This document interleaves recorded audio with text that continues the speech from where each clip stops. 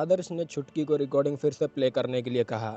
जैसा कि छुटकी ने कहा था, शिवानी अचानक आधे रास्ते में रुक गई, लेकिन आदर्श अभी भी करीब से देखने के बाद भी उसके सामने कुछ भी नहीं देख सका।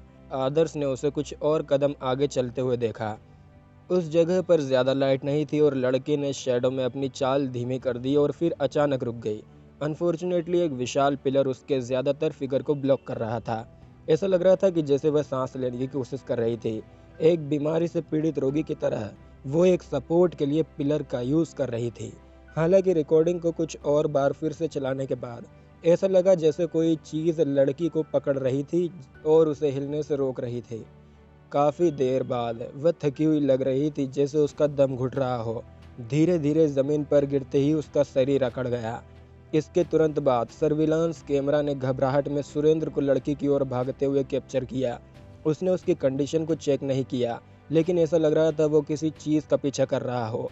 वो खाली स्टेशन पर जमकर चिल्ला रहा था। उसके बाद सुरेंद्र ने शिवानी को स्टेशन से बाहर निकाला, लेकिन वो समय पर उसका इलाज नहीं करवा सका। ऐसा लगता है कि उसने कुछ देखा, आदर्श ने रिकॉर्डिंग को देखते हुए कहा। मैंने पहले ही रिकॉर्डिंग को चेक कर लिया है। पिलर के पीछे कोई भी नहीं छिपा है।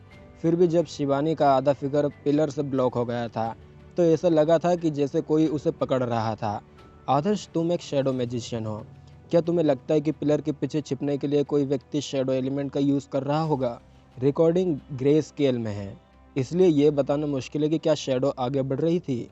छुटकी ने एनालाइज किया। ये पॉसिबल है। मेट्रो स्टेशन जैसी जगहों पर बहुत सारी शैडोज़ होंगी, इसलिए एक शैडो मैजिशियंस उनके बीच आसानी से चल सकता है। आदर्श ने सिर हिलाते हुए कहा। वे सभी रिकॉर्डिंग द्वारा मिले सुराग थे जो बेसिकली कंफर्म करते थे कि अपराधी के पास शैडो एलिमेंट की क्षमता थी। आदर्श और छुटकी ने उस आदमी की भी जांच की जिसका रोल आदर्श ने अवनी के सामने प्ले किया था, लेकिन उन्होंने पाया कि वो केवल एक साधारण दुकानदार था। उन्हें उससे कोई उपयोगी जानकारी नहीं मिली। लीड के बिना आदर्श और छुटकी के पास गर्ल्स कॉलेज जाने के अलावा कोई ऑप्शन नहीं था जहां अवनी पढ़ रही थी, यह देखने के लिए कि क्या वह कुछ और उपयोगी जानकारी प्रदान कर सकती है, वरना क्विस्ट के साथ आगे बढ़ना इम्पॉसिबल हो सकता था। आदर्श ने अभी जादू नगरी में गर्ल्स कॉलेज के एग्जिस्टेंस के बारे में सीखा था। ये जगह नर्सों, अटेंडेंट्स और मॉडल्स को एजुकेट करने वाली जगह लगती थी, इसलिए वहाँ बहुत सारे गॉर्जियस स्टूडेंट्स थी। आसपास के लोगों ने इसे पुरुषों का स्वर्ग माना। आदर्श गहराई से कहावत से सहमत था। उसकी अनलिमिटेड इमेजिनेशन को ट्रिगर करने के लिए बस कुछ ही कीवर्ड्स काफ़ी थे। आदर्श ने सुंदर लड़कियों से भरी एक क्लास को देखा। जब उसे अवनी का क्लासरूम मिला, वो लगभग भूल ही गया कि वो वहाँ क्यों था। क्या आप शिवानी को ढूंढ रहे हैं? वो अपने कमरे में वापस चली गई है क्योंकि वो अचानक अनकंफर्टेबल महसूस कर रही थी, शायद उसके पीरियड्स के कारण, एक कुंद लड़की ने कहा। उसकी बातें सुनकर पास की लड़की खिलखिला उठी। उनमें से एक जो काफ़ी बिजी थी, उसने कहा, किसी को भी महीने में 3 से 4 बार पीरियड्स नहीं आते हैं। मुझे यकीन है कि वो स्कूल के बाहर लड़के के साथ कुछ ज़्यादा खिलवाड़ करने के कारण बीमार हो गई है। ऐसा मत कहो, उसकी बहन की अभी हाल ही में डेथ हुई है। हम केवल सच कह रहे हैं। वो कभी कभी छुट्टी मांगती है और डॉक्टर को देखने के लिए कहने पर हमेशा मना कर देती है। भगवान जाने क्या उसे कोई बीमारी है भी। ये साफ था कि अवनी के साथ क्लास में अच्छा बिहेव नहीं किया जाता था। दूसरे विचार पर यह काफ़ी उचित लग रहा था। अवनी का एक नाजुक और सुंदर रूप था और एक अच्छी काया थी। उसका उदास रूप किसी को भी उसे कोमल स्नेह देने का आग्रह करवा सकता था। आदर्श के पास उसका अच्छा फर्स्ट इम्प्रेशन था और उसके जैसी लड़कियों के लिए बिचेस के ग्रुप द्वारा बाहर किया जाना काफ़ी आम था। आदर्श ने उसके पास एक दोस्त के रूप में जाने का फैसला किया।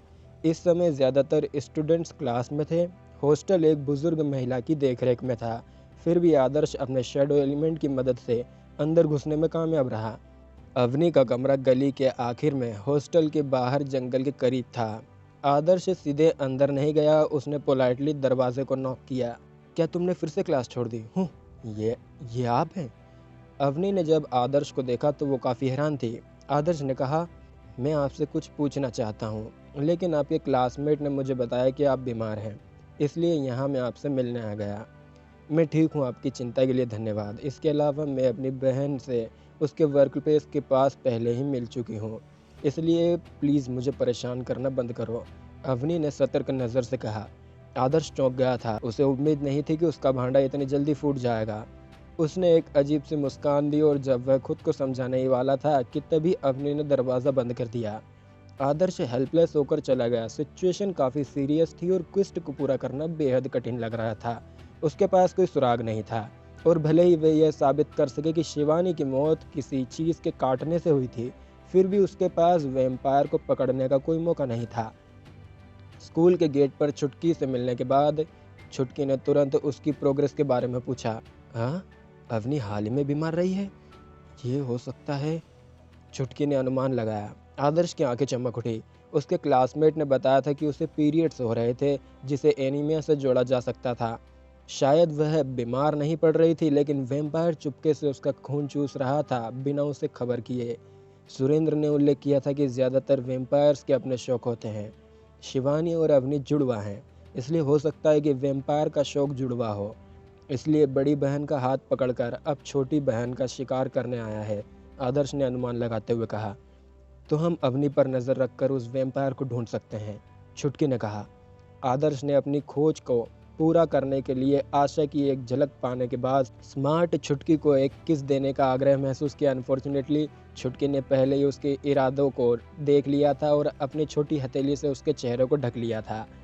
प्लीज़, मैं अभी भी फ्यूचर में शादी करने का प्लान बना रही हूँ, छुटकी ने तिरस्कार भरे चेहरे के साथ कहा। आदर्श ने एक खोखली हंसी हंसा।